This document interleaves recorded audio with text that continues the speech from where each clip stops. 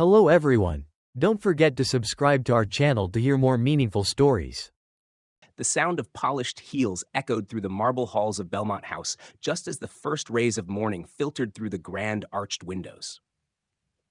Victoria Ross was already on her knees, vigorously scrubbing a stubborn stain on the Italian marble floor with the quiet determination of someone who had long since mastered the art of invisibility.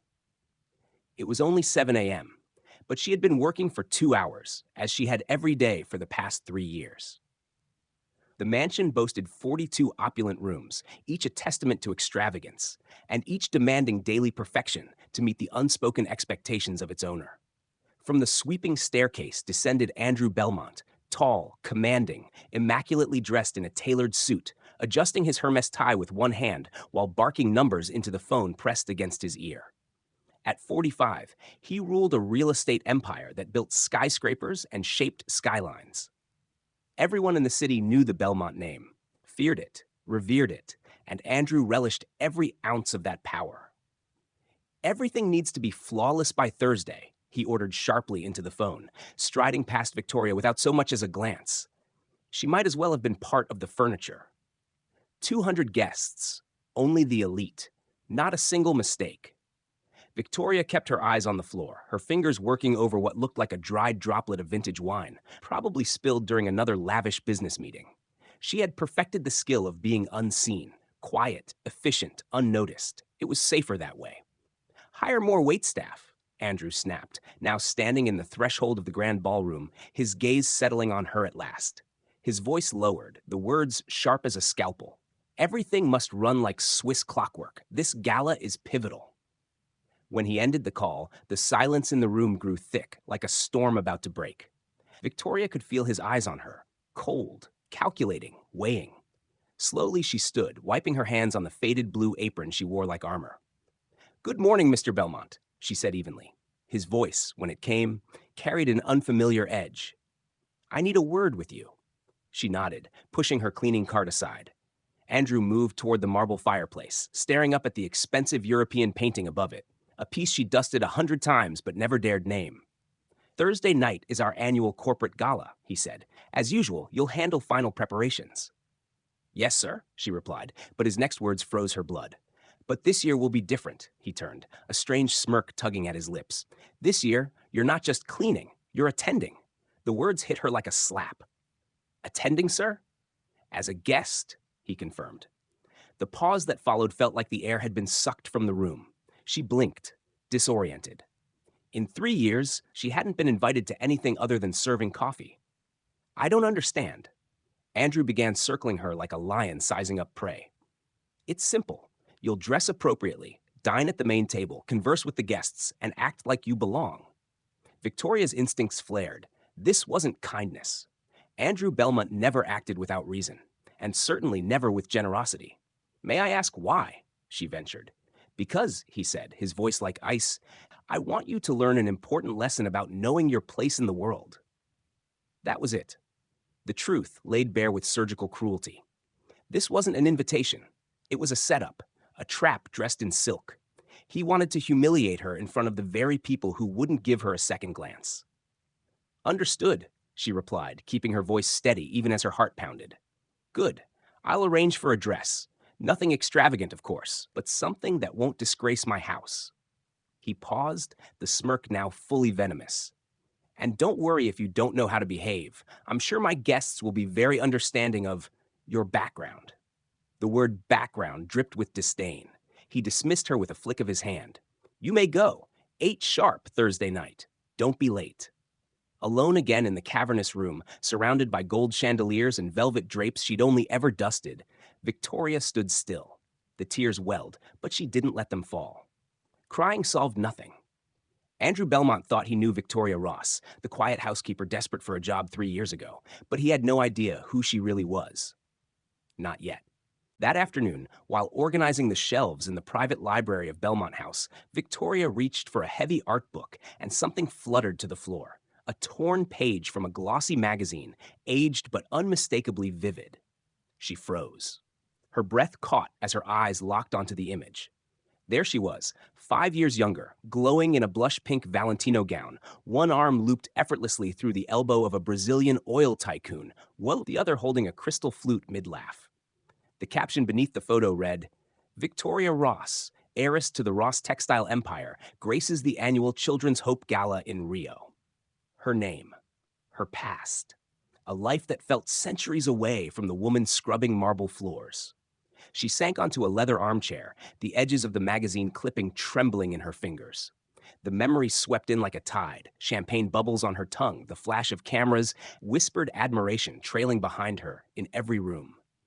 She remembered how designers once fought over the privilege to dress her, how her surname opened doors in Paris, Milan, New York. She remembered her father, Richard Ross, tall and smiling, clasping her hand at boardroom tables. She remembered the night the illusion shattered, when her father confessed he had gambled the family fortune on speculative foreign ventures, and when everything collapsed in a matter of months. Heart attack, funeral, her mother Susan withering in silence until sorrow claimed her too. Friends evaporated like vapor, the world she knew crumbled under her feet. At 26, she was bankrupt in every sense. She had knocked on Andrew Belmont's mansion door with nothing but desperation and a false last name, begging for work, and he had taken her in on his terms. But now, staring at the forgotten photo, something fierce awakened in her. He wanted her at that party to humiliate her? Fine, she would come, but not as the maid he expected. She would come as the woman the world once whispered about with awe. That night, under the low light of her attic room, she retrieved a small tin box beneath her bed where she kept the last scraps of her past life. A necklace with a broken clasp, a boarding pass to Paris, a faded business card from a banker in Zurich, and a phone number. Helen March. Seamstress, artisan, confidante, the woman who had sewn her first gala dress at 16. Without hesitation, Victoria dialed. "Helen, it's me, Victoria." The silence on the other end lasted only a second before a gasp exploded. "My God, Bambina, where have you been?" The next morning, she made her way across the city to a modest brownstone where Helen lived. The older woman opened the door and immediately pulled her into a bone-crushing embrace, tears streaming as if no time had passed at all. "I thought I lost you forever," Helen whispered. Victoria laughed through her own tears. "I think I lost myself too for a while." They sat in the small kitchen over strong espresso, and Victoria shared the outline, carefully edited, of what she needed. A dress, something dignified, powerful, unforgettable. Helen stood and wordlessly led her to a back room. There, hanging under a plastic cover, was a masterpiece. "I made this for someone who never came back to claim it," she said. "But I knew, deep down, it was waiting for you." The dress was a deep crimson silk, long-sleeved with sheer lace trailing to the wrists, and gold embroidery that shimmered in the soft light like fire stitched into fabric. Victoria stepped into the gown, and it hugged her body like it had been born from her skin. Helen adjusted the hem, her fingers trembling. "You look like the woman you were always meant to be," she whispered. "Not the heiress, the warrior." She insisted on lending a set of heirloom pearls, white, luminous, accented by a delicate diamond clasp. Earrings, a bracelet, every piece carrying history and grace. Victoria looked at her reflection in the mirror and for the first time in years saw not the ghost of a fallen dynasty, but the fire of someone reborn. As she left, Helen gripped her hands. "Promise me one thing, my girl. When you walk into that room, don't flinch, don't hide. They took your world. You show them you built a new one." Victoria nodded, her smile slow and certain. "I'm not walking in as their maid," she said. "I'm walking in as Victoria Ross." Thursday night descended like velvet over Manhattan, and the Belmont mansion glittered under the glow of chandeliers and candlelight. Every corner humming with the symphony of clinking glasses, string quartets, and hushed conversations in expensive accents. The grand ballroom shimmered with gold-trimmed decor, orchids flown in from Singapore, and 200 of the city's most powerful figures dressed in couture and cloaked in entitlement. In the middle of it all stood Andrew Belmont, radiating charm and arrogance in equal measure, holding court near the fireplace as he recounted some tired anecdote to a cluster of bankers and senators, completely unaware that the carefully constructed script of his evening was about to be torn apart. At precisely 8:03 p.m., the double doors of the ballroom parted, and the entire room exhaled at once. There she stood. Victoria Ross, in the crimson silk gown that caught the candlelight like blood and fire, her posture straight, her chin lifted, her presence impossible to ignore. The hem of her dress swept across the marble floor with the elegance of old royalty, her hair pinned in a graceful chignon, a few tendrils framing the striking poise of her face. She wasn't trying to blend in. She was commanding the space. And as she took her first step into the room, the atmosphere shifted. Laughter stopped. Forks froze midair. Conversations hung unfinished. Across the room, Robert Castle, mid-sip of his scotch, choked and lowered his glass, eyes wide with disbelief. "No, it can't be," he murmured. Mary Taylor, standing beside him, turned to look and nearly dropped her champagne. "Victoria Ross?" she whispered, hand flying to her chest. One by one, heads turned, eyebrows lifted, and jaws slackened as recognition rippled like electricity through the crowd. Charles Monroe dropped his canapé. The French ambassador's wife clutched her husband's arm, eyes locked on Victoria like she'd seen a ghost rise in silk and pearls. Even the quartet faltered for a beat, their violins slipping into discord. The room, once filled with arrogant noise, was now a sea of stunned silence. Victoria walked through the ballroom like a returning monarch, unhurried, unbothered, unapologetic. Every step echoed the echo of a life once lived at the top of this very world. She passed men who had once courted her family's favor, women who had once gossiped about her shoes, CEOs who had once begged for meetings, and now she was gliding among them again. Except this time, she wasn't just an heiress. She was a myth come to life. Andrew, still laughing obliviously, noticed too late that something was wrong. The mood had changed. The eyes around him were no longer on him. He turned, his smile frozen in mid-performance, and when his gaze landed on her, it shattered. His expression twisted, recognition dawning in slow horror, as Victoria came to a stop a few feet away. "Good evening, Andrew," she said, her voice smooth as silk and sharp as a dagger. "Thank you for the invitation. It was incredibly thoughtful." He stared at her, speechless, mouth half open like a man watching a chandelier crash in slow motion. The woman standing before him wasn't the timid housekeeper he'd mocked into attending. She was luminous, majestic, someone he had once seen in society columns but never thought he'd meet face to face, let alone try to embarrass. Before he could form a word, Robert Castle had crossed the room, disbelief etched in every line of his face. "Victoria Ross," he said aloud, like an invocation, the name slicing through the murmurs now rising like waves. "Is it really you?" She turned and smiled, extending her hand. "It's been a long time, Robert. A pleasure to see you again." He took her hand, kissed it in reverence. "What are you doing here? How do you know Belmont?" "I believe we have some professional history," she said lightly, her gaze drifting back to Andrew, who looked as though the floor had dropped beneath him. Mary Taylor appeared beside Robert, eyes glistening. "We thought you'd vanished. I looked for you at every charity gala, every event. You just disappeared." "I needed time," Victoria replied calmly, "to reflect, rebuild, and now I'm here." The murmurs swelled into a full roar behind her as guests whispered her name like it was forbidden magic. Victoria Ross, fallen heiress, high society legend, was standing in the Belmont ballroom like it was her throne room, and the man who had invited her to be ridiculed, he was now just another forgotten footnote in her resurrection. Dinner was served at 9, under the glow of crystal chandeliers and the flicker of golden candlelight. Victoria sat at the main table, directly across from Mary Taylor and beside the French ambassador, her every movement poised and unhurried, as if she had never left this world of silk and silver. The courses arrived like art on porcelain: smoked salmon with caviar, lamb medallions in truffle reduction, Belgian chocolate mousse with raspberry coulis. But the real feast was the conversation. And tonight, Victoria commanded it with the grace of someone who'd been born to lead. Eyes across the ballroom watched her with reverent curiosity, straining to catch every word, every gesture. Mary couldn't hold back any longer. "Victoria, darling, I have to ask, what really happened to Ross Industries? One day your family was acquiring half of Europe, and the next, nothing." The question floated above the table like a challenge. Victoria took a slow sip of her wine, set the glass down delicately, and met Mary's eyes with a serene confidence. "My father," she began, "was a visionary. But visions can sometimes lead you off a cliff if you're not watching the ground. He invested heavily in emerging markets, in sectors that never materialized. When the global crash came, it didn't just shake the company, it swallowed it whole. A hush fell over the table. Even Andrew, 3 seats down, stopped mid-cut of his fillet, ears tuned to every word. "And your family?" Charles Monroe asked softly, concern lacing his voice.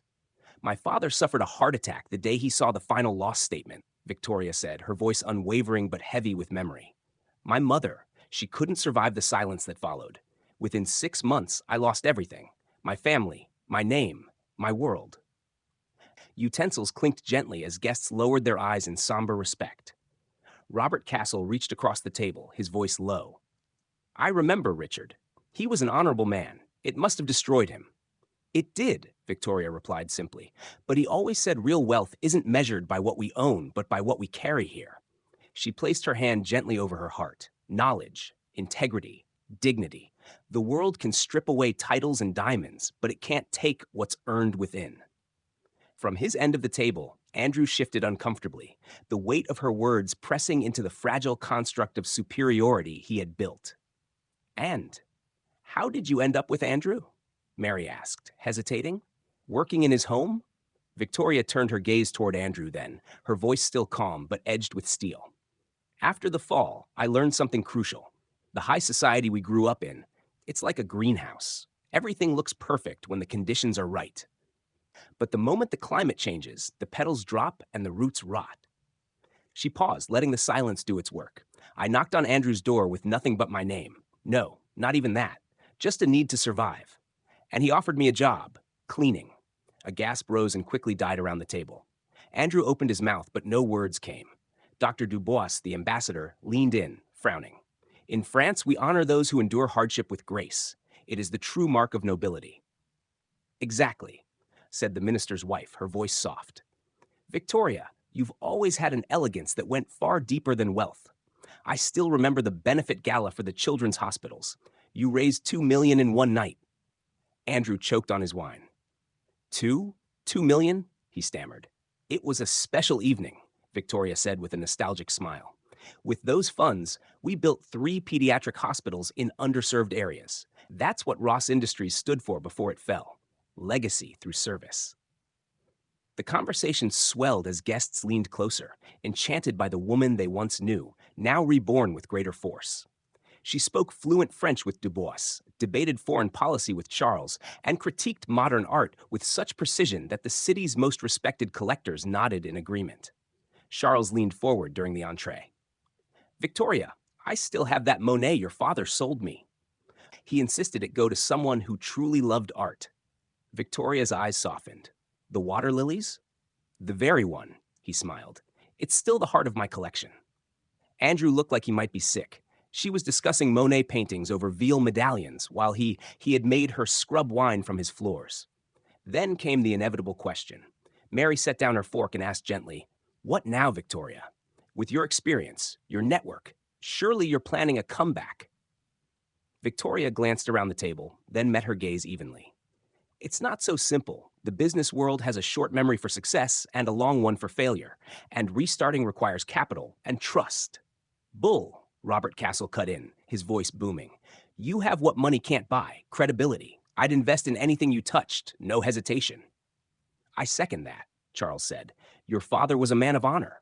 And you've proven you're even stronger." Dr. Dubois leaned closer. "If Europe interests you, I can introduce you to potential investors in Paris.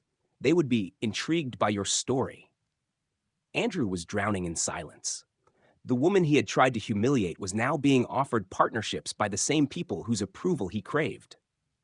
"You're all very kind," Victoria said warmly, "but I have a few things to resolve before I choose my next step." But even as she spoke, the spark in her eyes made one thing clear. Victoria Ross was no longer the fallen heiress.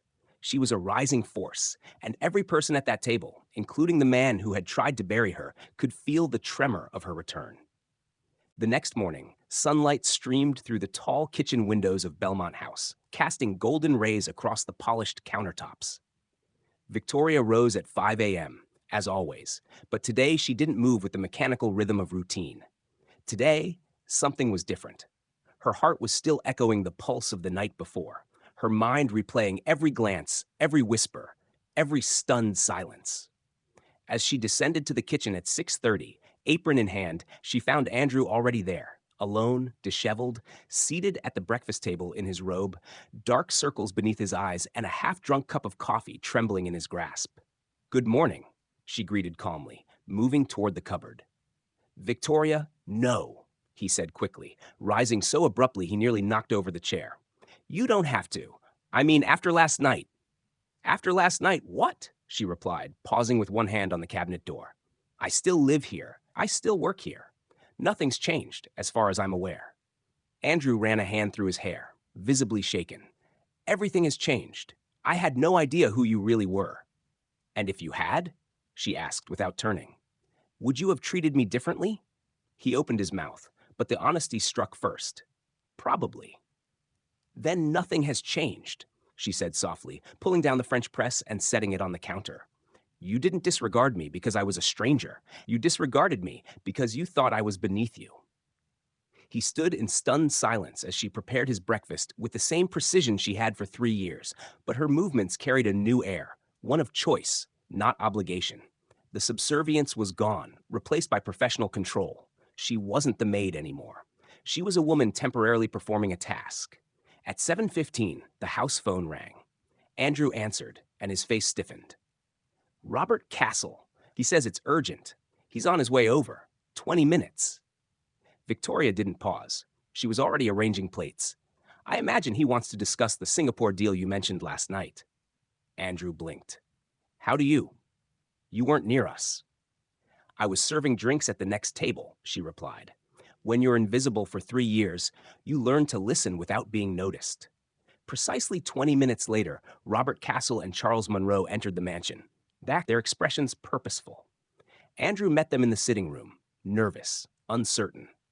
Victoria followed shortly after with a tray of coffee and pastries, her demeanor unchanged, calm, elegant, quietly commanding. But this time, when she entered the room, the two men stood. "Victoria," Robert greeted with a genuine smile. "I hope you slept well after such a remarkable evening."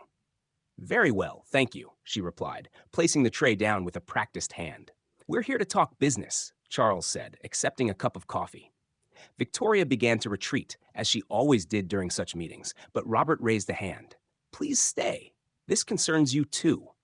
Andrew fidgeted in his seat, clearly uncomfortable with the breaking of old protocols. "Last night," Robert began, "Charles and I discussed your situation at length, and frankly, we believe it's a waste, no, a tragedy, that someone of your caliber is not leading a major firm." Victoria remained still, her face unreadable. "We're forming a new investment fund," Charles continued, "focused on emerging markets in Latin America. We need someone with international experience, connections in Europe, and a sharp strategic mind." Robert leaned forward. "The position is executive director. Starting salary, $500,000 annually, plus profit sharing, full autonomy, global travel budget. You'd be the face and the engine." The air thickened. Andrew's mouth parted slightly, as if trying to breathe through disbelief. $500,000 a year, more than Victoria would have made in 20 years under his employment. "We also have contacts in London and Paris ready to re-establish your European networks," Charles added. "In 2 years, you could be back at the top." Victoria absorbed it all in silence, the offer hanging between them like gold suspended in air. "It's an extraordinary opportunity," she said at last, voice measured. "But I'll need time to consider." "Of course," Robert replied. "But don't wait too long. Opportunities like this don't knock twice." As they departed, the silence left in their wake was deafening. Andrew began pacing, agitation mounting, regret pouring from every stiff movement. 500,000, he muttered under his breath, not to her, but to the room, to himself, to the ghosts of decisions past. "It's a fair rate for the role," Victoria said simply, gathering the coffee cups with quiet efficiency. He turned toward her. "Victoria, about what I offered you last night, being a consultant, we can renegotiate the terms. I was serious." She looked at him, calm but unblinking.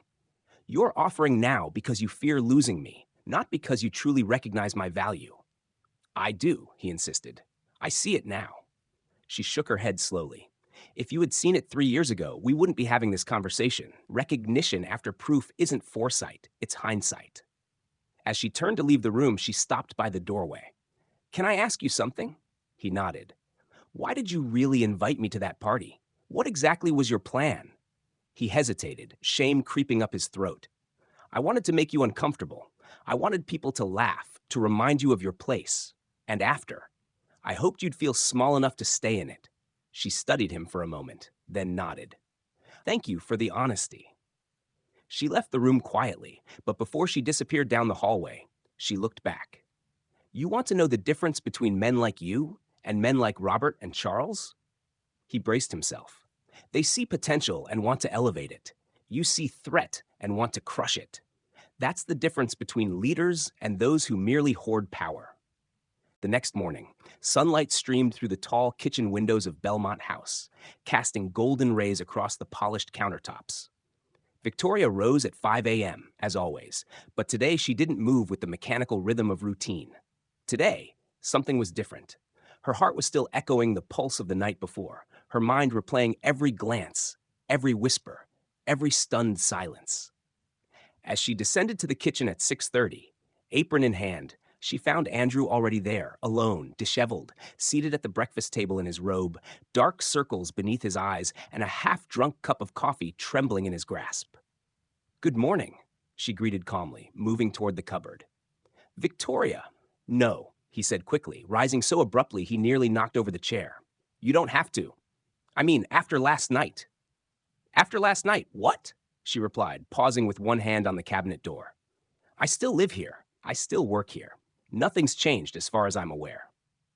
Andrew ran a hand through his hair, visibly shaken. Everything has changed. I had no idea who you really were. And if you had, she asked without turning, would you have treated me differently? He opened his mouth, but the honesty struck first. Probably. Then nothing has changed, she said softly, pulling down the French press and setting it on the counter. You didn't disregard me because I was a stranger. You disregarded me because you thought I was beneath you. He stood in stunned silence as she prepared his breakfast with the same precision she had for 3 years, but her movements carried a new air, one of choice, not obligation. The subservience was gone, replaced by professional control. She wasn't the maid anymore. She was a woman temporarily performing a task. At 7:15, the house phone rang. Andrew answered, and his face stiffened. Robert Castle, he says it's urgent. He's on his way over. 20 minutes. Victoria didn't pause. She was already arranging plates. I imagine he wants to discuss the Singapore deal you mentioned last night. Andrew blinked. How do you? You weren't near us. I was serving drinks at the next table, she replied. When you're invisible for 3 years, you learn to listen without being noticed. Precisely 20 minutes later, Robert Castle and Charles Monroe entered the mansion, their expressions purposeful. Andrew met them in the sitting room, nervous, uncertain. Victoria followed shortly after with a tray of coffee and pastries, her demeanor unchanged, calm, elegant, quietly commanding. But this time, when she entered the room, the two men stood.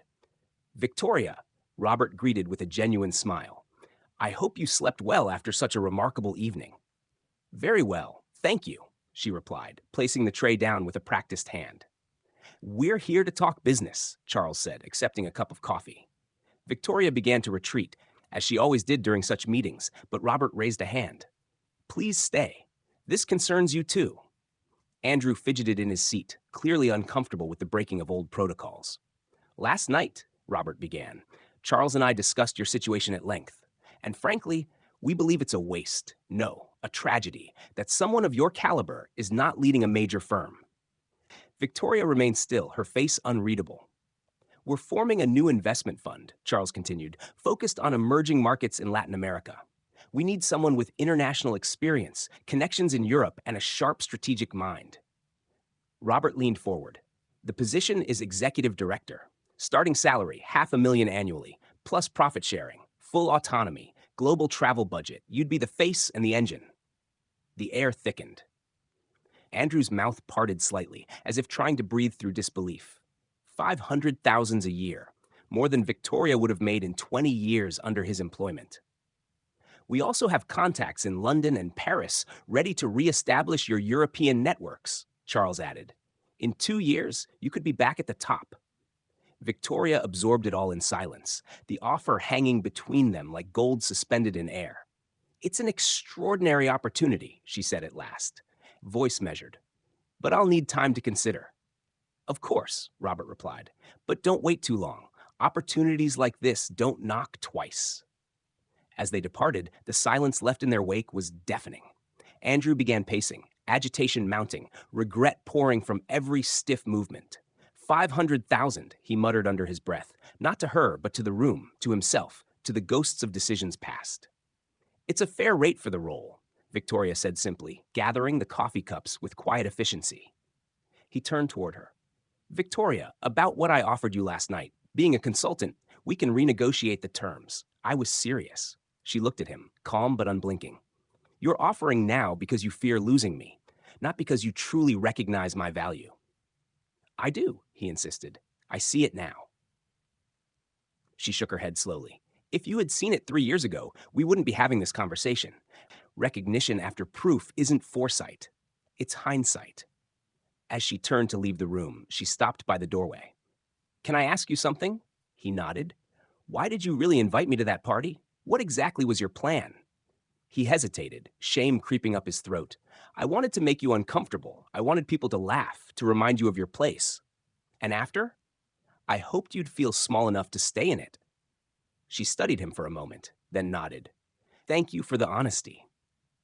She left the room quietly, but before she disappeared down the hallway, she looked back. You want to know the difference between men like you and men like Robert and Charles? He braced himself. They see potential and want to elevate it. You see threat and want to crush it. That's the difference between leaders and those who merely hoard power. 6 months later, the Manhattan skyline gleamed under the late afternoon sun, but it was the sleek new signage glinting from the terrace of the Belmont Ross International headquarters that truly caught the city's eye. Golden letters etched into glass. Belmont and Ross, International Development and Sustainability. Victoria stood at the edge of the rooftop, blazer catching the breeze, eyes scanning the city that had once exiled her and now hailed her as its visionary. The office was humming behind her, a hive of purpose and precision.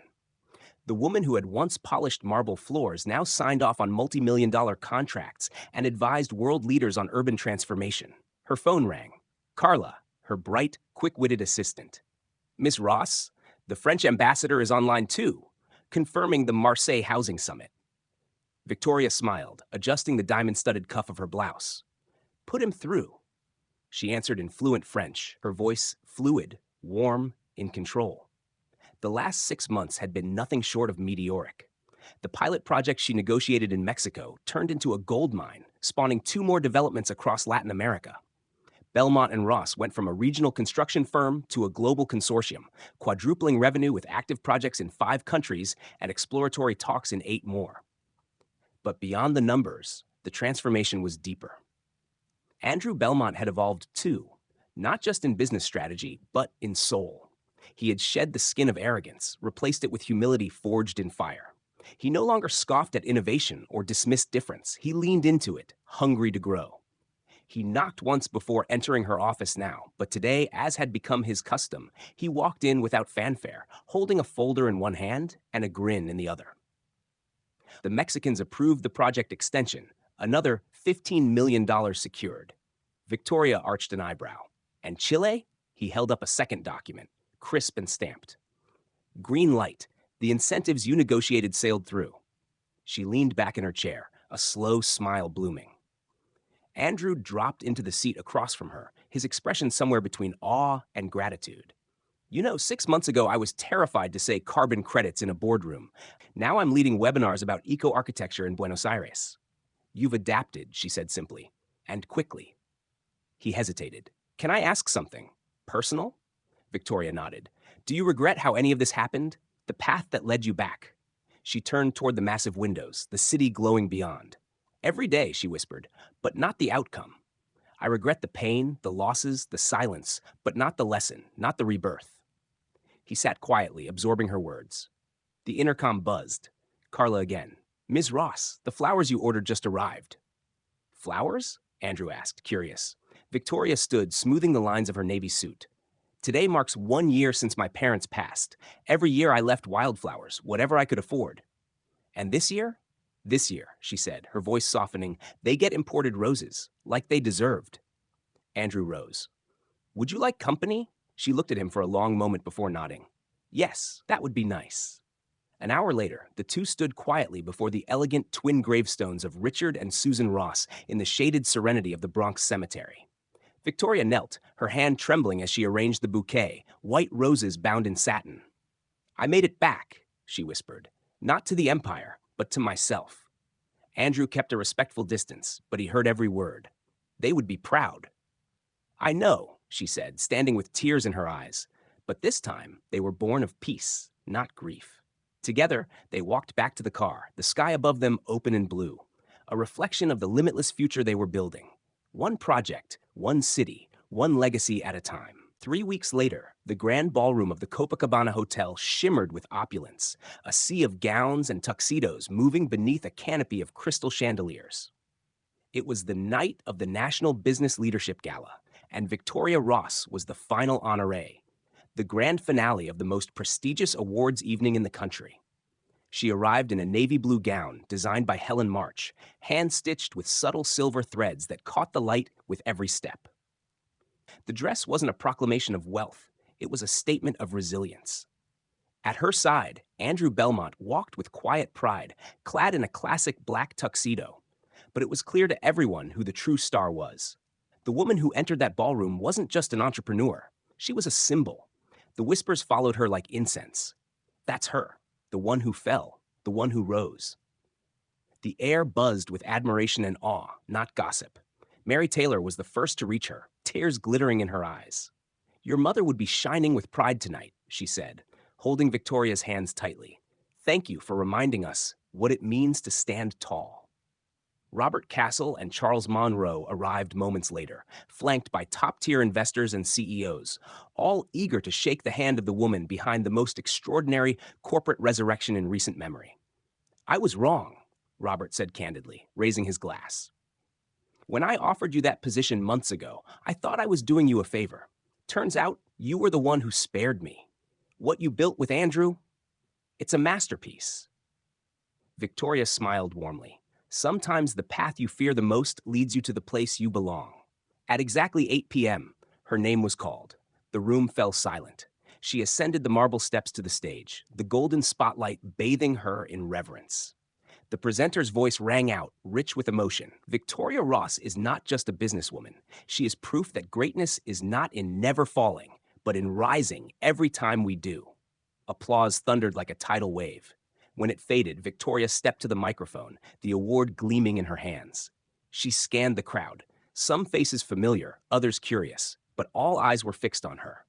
When I was told I'd be receiving this award, she began, voice steady but full of fire, my first instinct was to decline. I thought, how can someone who spent years cleaning other people's homes be honored for business excellence? A soft murmur rippled through the room, but then I realized that is exactly why I had to accept it. Because this award is not just for success, it's for the journey, for falling, for starting over, for building with bare hands what others inherited. She paused, eyes drifting to the front row where Andrew sat, his expression softened, humbled. True leadership, she continued, is not about how many people you command, but how many you lift. Andrew Belmont is one of the few who had the courage to change, not just his company, but himself. And together, we proved that redemption is possible, that humility and ambition can coexist, that broken things can be rebuilt stronger than ever. The applause swelled again, but Victoria raised her hand gently. This award is for everyone who's ever been dismissed, overlooked, counted out. You are not your job title. You are not your past. You are what you choose to become. She stepped down from the stage into a wave of standing ovation, but her heart remained calm.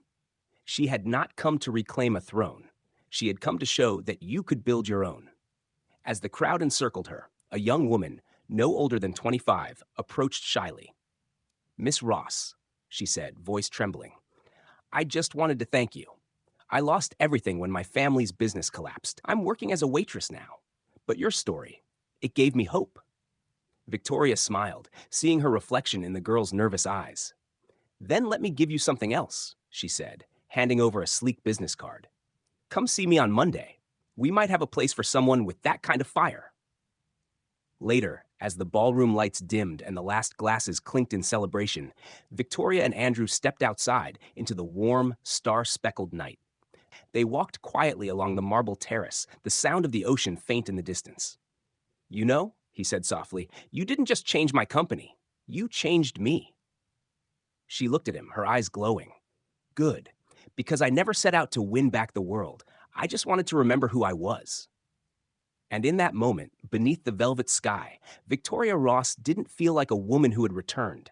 She felt like a woman who had finally arrived. As the final notes of the gala faded into the night, and the last guests slipped into waiting town cars beneath the glittering porte cochere, Victoria and Andrew stepped into the quiet of the Copacabana terrace, the city lights flickering like distant stars below. The breeze carried the scent of salt and memory. They walked side by side in silence, heels tapping softly against marble, until Andrew broke it with a voice low and vulnerable. Thank you, he said, for not giving up on me, for teaching me it's never too late to become better. Victoria looked ahead, thoughtful. It wasn't just you I forgave, she said softly. I had to forgive myself, for losing everything, for staying silent, for doubting who I was. They stopped at the edge, overlooking the sea. I need to admit something, she continued. For a long time, I hated you.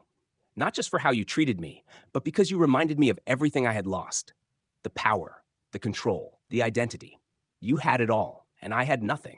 Or so I thought. Andrew turned to her, his face etched with remorse and gratitude. And now? Now I realize, she said, her eyes locking with his, you gave me something far more valuable than a paycheck or a position. You gave me a mirror, and in it, I saw not who I was, but who I could become again.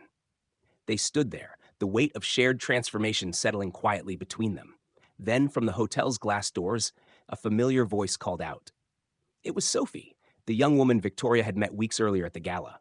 Her cheeks were flushed with excitement as she approached, a tablet in her hand. I got the email, she beamed. Portugal approved the office location.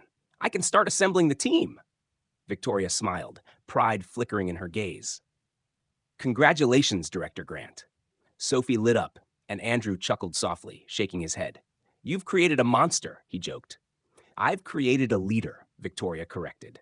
Later, back at the office, Victoria opened her desk drawer and pulled out the now iconic photograph from years ago, the magazine clipping of her in Valentino, champagne in hand, smiling on a red carpet. Beside it, another image rested, a candid shot of her wearing a hard hat at the ribbon cutting of a pediatric hospital in Chile, surrounded by laughing children. Two Victorias, one reborn from the ashes of the other. A knock on the door. Carla stepped in, holding an envelope. Urgent delivery, ma'am. Just arrived.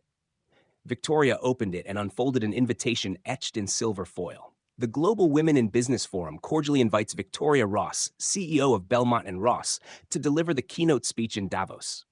She stared at it for a moment, then placed it gently beside the photos, the corners of her mouth lifting in a smile that was neither nostalgic nor triumphant, but resolute.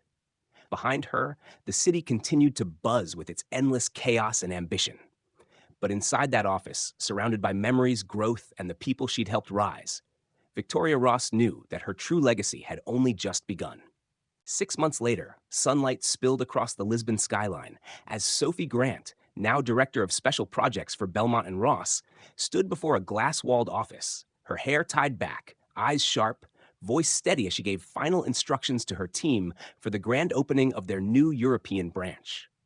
In her hand was a framed letter of appointment signed by Victoria Ross herself, the woman who had once handed her a business card in the middle of a ballroom and changed her life forever.